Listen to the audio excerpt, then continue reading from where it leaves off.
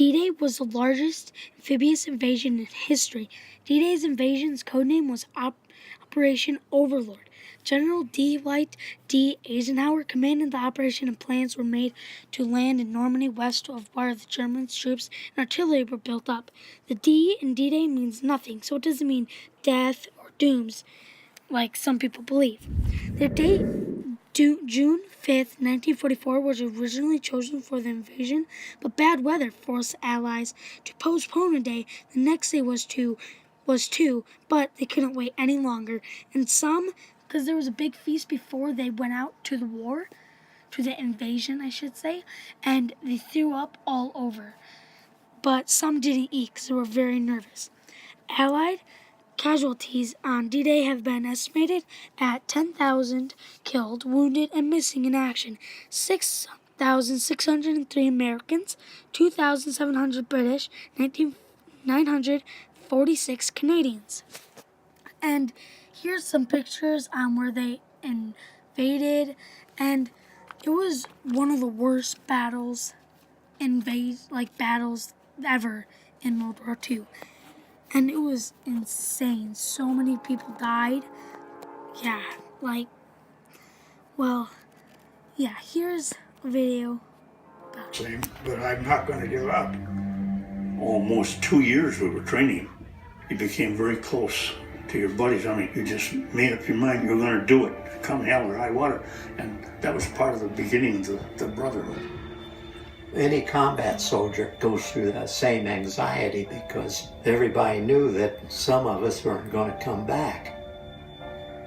We knew something big was going to happen. I think we're about as ready as you could get. It's just kind of like clockwork. You know what your mission is, you know what you're going to do.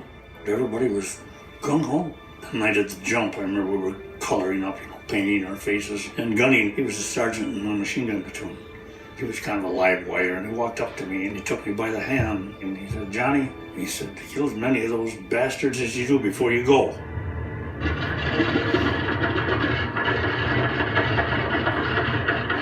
Flight leader said, "You look a little nervous." This was just when we were getting ready to take off. And he says, "What do you want to do, live forever?"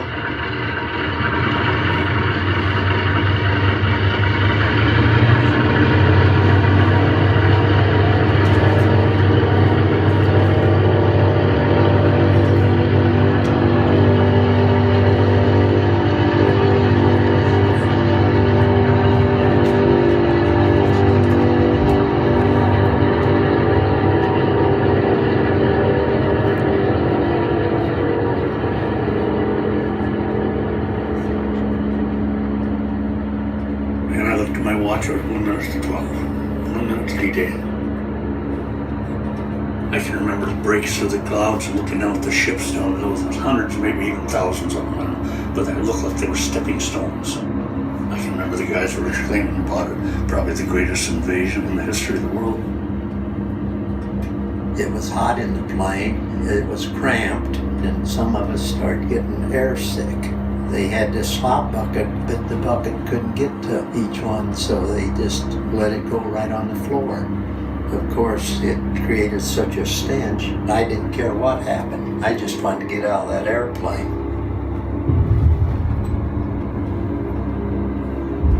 Well, I remember looking out of the aircraft. There was a real bright light coming. Then the aircraft made an immediate 45 and started over the Normandy Peninsula.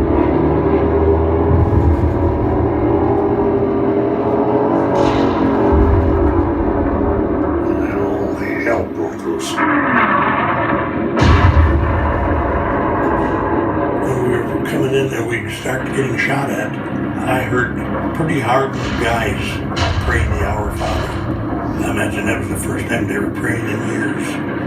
There's nothing else you could do but wait for the one to blow you out the seat.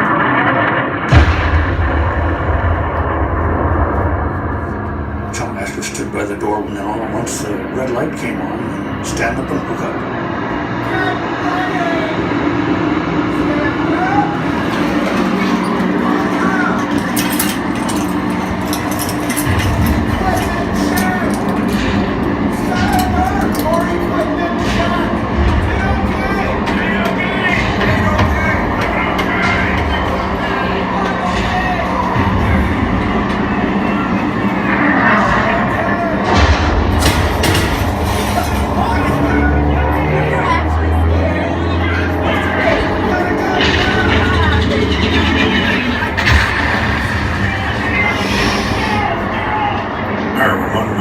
on fire, and the guys in the plane were praying and dropping over dead. Our plane was going down, and there were bodies all over the floor.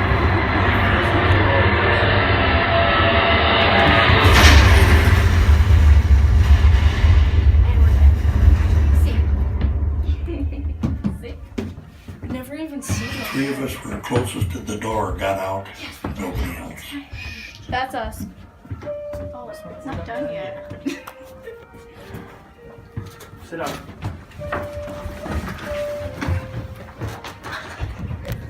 I remember standing in a barracks room back at the main station and hearing someone say, "Smith got killed yesterday." I could picture his face and recall his voice. He was an actual person out of my life. Somewhere in the building, someone was playing a piano, and the sound of the piano is a part of the story as I remember it.